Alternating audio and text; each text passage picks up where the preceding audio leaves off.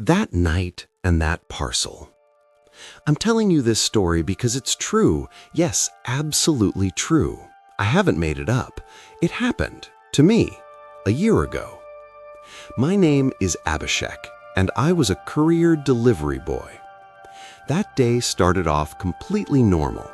Woke up at 7 a.m., Mom gave me tea, Dad was reading the newspaper, I got ready after a bath, got on my old bike, and left for the office. The office was bustling as usual. Raghuveer Sir was shouting, "Hurry up! All parcels have to be delivered on time." I had 29 parcels assigned to me that day. 28 were normal, clothes, books, a mobile, but the 29th, that one was different. It was a small box, cardboard, lightweight. It didn't have any company logo, no tracking number, just an address written on it, handwritten. I turned it over. The address was Daku Kigali, behind Connaught Place, red door. And below was written, Recipient, self. I laughed. Self? Meaning to oneself?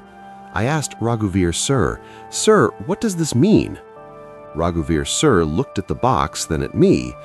"Don't know, man. Maybe it's a code name. You go and ask. Get the signature of whoever you're supposed to give it to." I put the box in my bag. I spent the whole day delivering the other parcels. Ate lunch at a roadside eatery, but that box kept playing on my mind.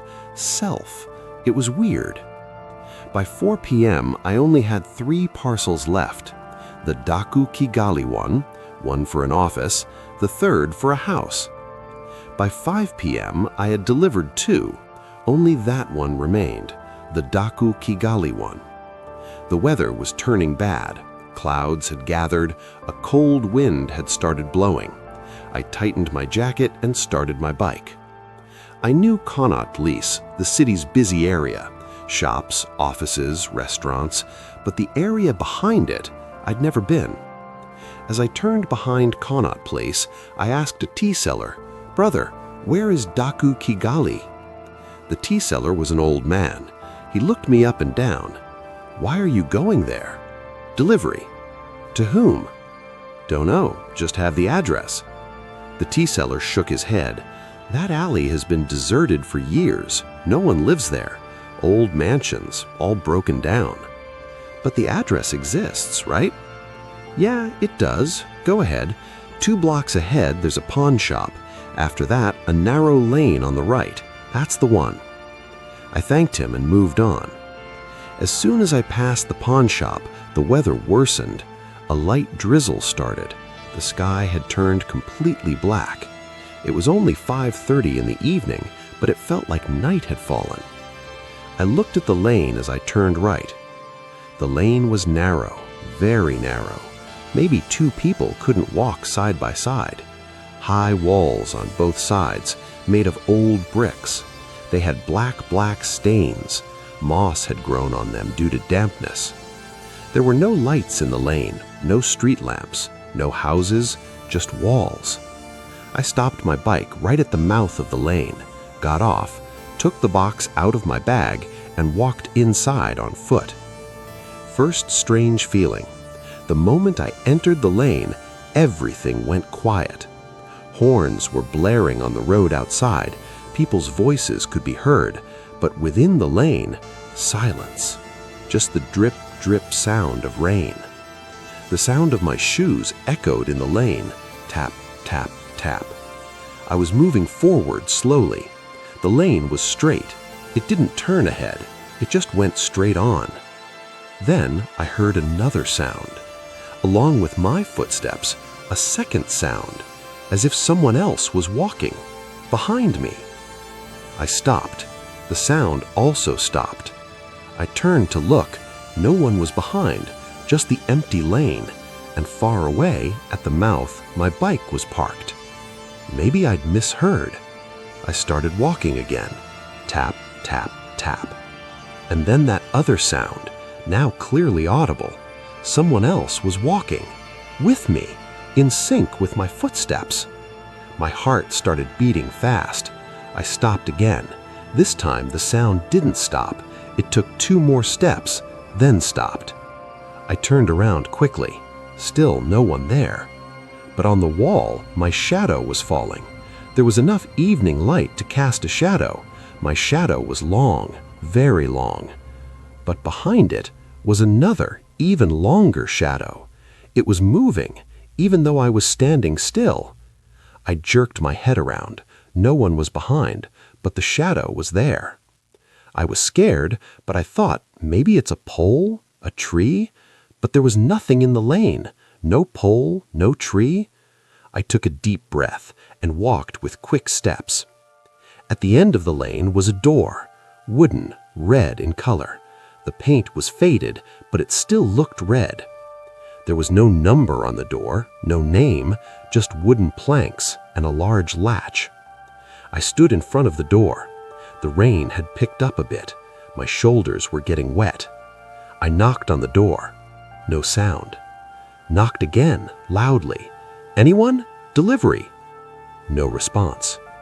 I thought, maybe no one's here. I'll just leave the box here. But the rule is, give it to someone or get a signature. I tried one more time, pushed the door. The door opened. It was dark, pitch dark. Outside was evening, but inside it felt like midnight. I peered in. Anyone? My own voice echoed and then fell silent. I turned my mobile's torch. The light showed a part of the inside. There was a long corridor, old tiles on the floor, some broken. I took a step inside. Something crunched underfoot on the floor, probably old leaves. Took a second step, and then the door behind me closed. Not slowly, loudly, bang. I turned around with a jerk. The door was shut. I pulled the latch. It didn't open. The door remained closed. My heart sped up. I pushed the door. It didn't budge, as if it had been locked from outside. Hey, anyone, open it, man! No response. I moved my mobile's light around the corridor. The corridor was long, very long, nothing visible at the end, just darkness. There were doors on both sides, all closed. Each door had a number, but the numbers were weird.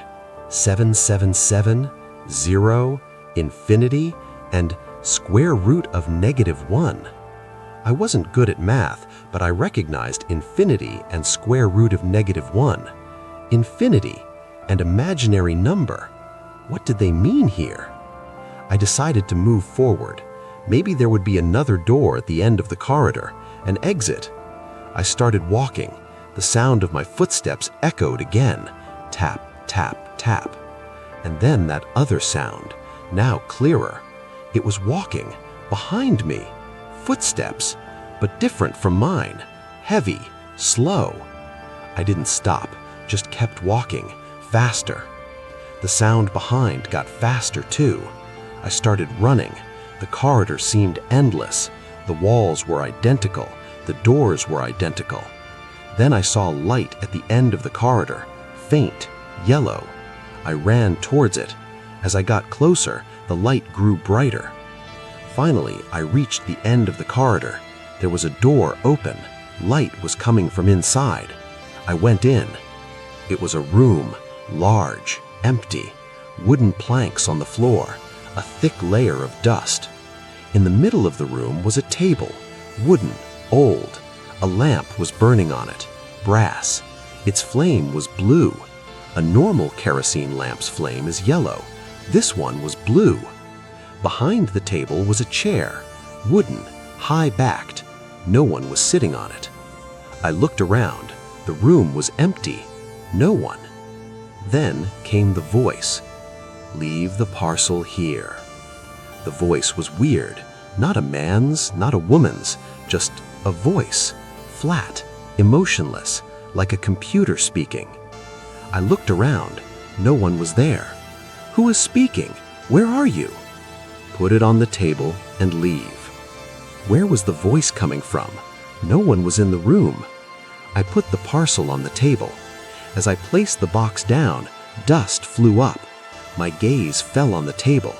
Something was written in the dust on the table, looked recently written with a finger. I bent to look. It said, "Who has come will not go. What has been seen will not be forgotten." A shiver ran up my spine to my neck. My hair stood on end. I looked around again, still no one. But then I realized I was being watched. Someone was watching me, on my back, on my neck, on my head, eyes, heavy, sharp. I turned slowly. The room was still empty, but on the wall there were shadows now. Shadows were forming from the lamp's light. My shadow, the table's shadow, the chair's shadow, and a fourth shadow. It was behind the chair, long, very long, and crooked, as if someone was standing there,